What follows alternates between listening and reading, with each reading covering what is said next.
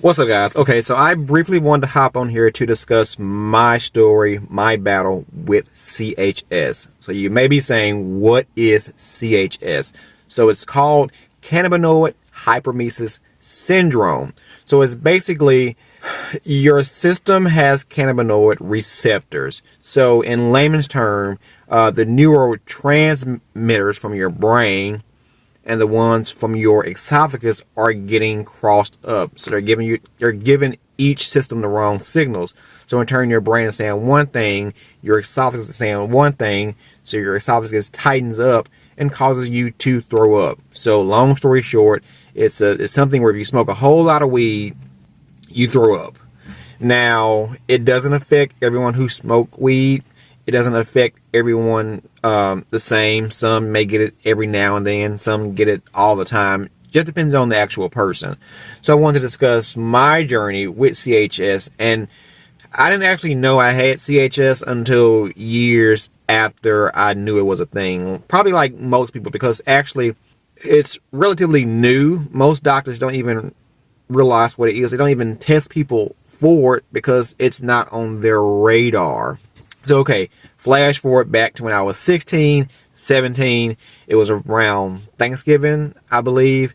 And after Thanksgiving, of course, we have a big turkey.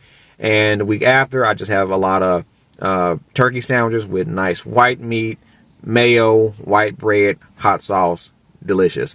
Okay, so I remember because that week I was eating that, and I couldn't keep any of them down. So I would smoke, get high, come back in, eat my turkey sandwich, and throw it up. So I realized it kind of was a problem, so I went to the doctor. They didn't know what it was. They were doing all kind of tests. They could not come up with a reason on what was happening. I remember one day my doctor came in. They actually admitted me in the hospital because they were just running tests trying to figure out what was the issue.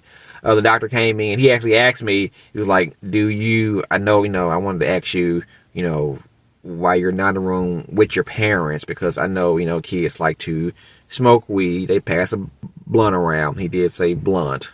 That was odd. And sometimes they can pass germs, and people may catch these, these illnesses or viruses from passing the joint or blunt around. Like most people and most 16-year-olds would tell a doctor, and no, I don't know what you're talking about. I don't smoke weed. Which I'm like, he probably had. Obviously, they ran all kind of tests. They probably saw I had a high amount of THC in my system, so I was like, I don't even smoke. So he was like, okay, this is going nowhere.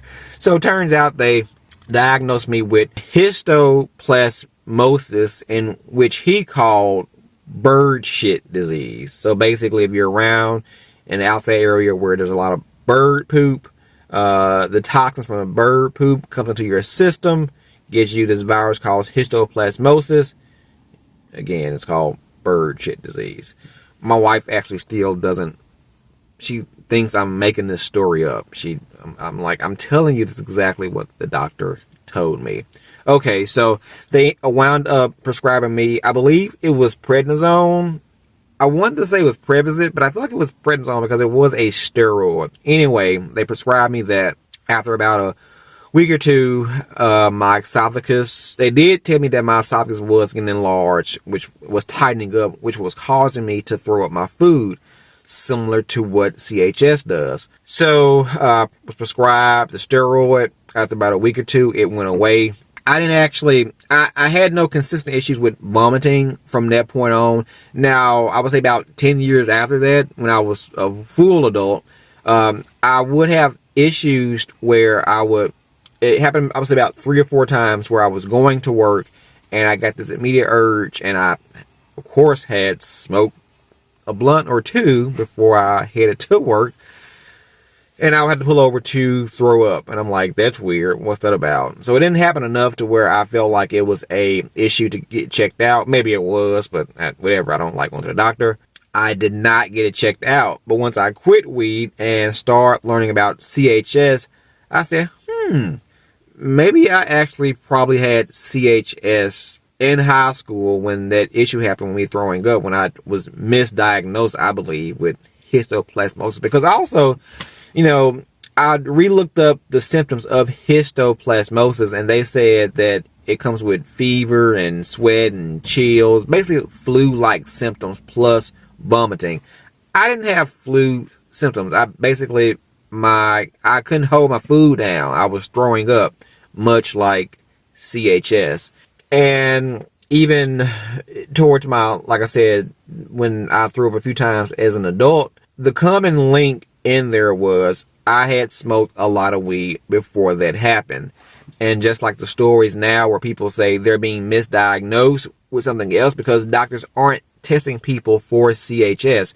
So if you have been throwing up, whether a lot or just off and on, and it's a common thread of you being high or smoking shortly before that, it's a good chance you have CHS. Now, I will say the steroid he gave me did cure it, so maybe medication can help, but the best way to cure CHS is to not smoke. Quit smoking weed. Also, they said if you smoke weed like a lot, like I don't feel like if you smoke weed every now and then, you probably won't get it. But if you're like me and you smoke weed every single day for 5, 10, 15, 20 years, and you're throwing up when you're high, you probably have CHS. So I know stories can differ depending on the person. Some may get vomiting every day, some every now and then, some just sporadically. It differs. So if you have a different story than mine, or more extreme or more odd, I would like to know, because it's a new disease. People don't know about it. No one is admitting that they're smoking weed all day. But now that states are legalizing weed, common weed use is more common, so probably CHS is probably more common. And if we're not discussing these things, like myself, you might get misdiagnosed. So comment below. Let me know if you have any similar or opposite journeys from mine.